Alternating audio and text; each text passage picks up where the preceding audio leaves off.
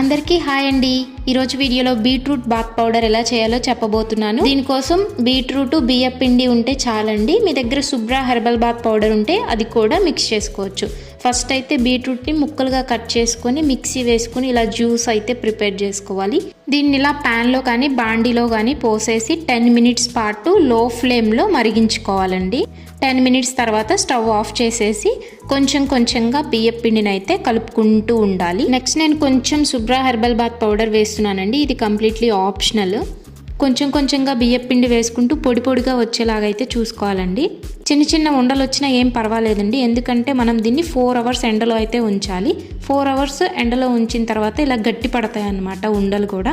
So వీటన్నిటిని ఒక mixie జార్లో వేసేసి చక్కగా గ్రైండ్ చేసుకుంటే ఇలా పౌడర్ అవుతుంది. ఇలా ఫిల్టర్ అయినా చేసుకోవచ్చు, లేకపోతే డైరెక్ట్గా కూడా వాడేయచ్చండి. బాత్ పౌడర్ లాగా మంచి స్క్రబ్ లాగా ఉంటుంది. దీన్ని ఫేస్ ప్యాక్ లాగా కూడా యూజ్ చేయొచ్చు.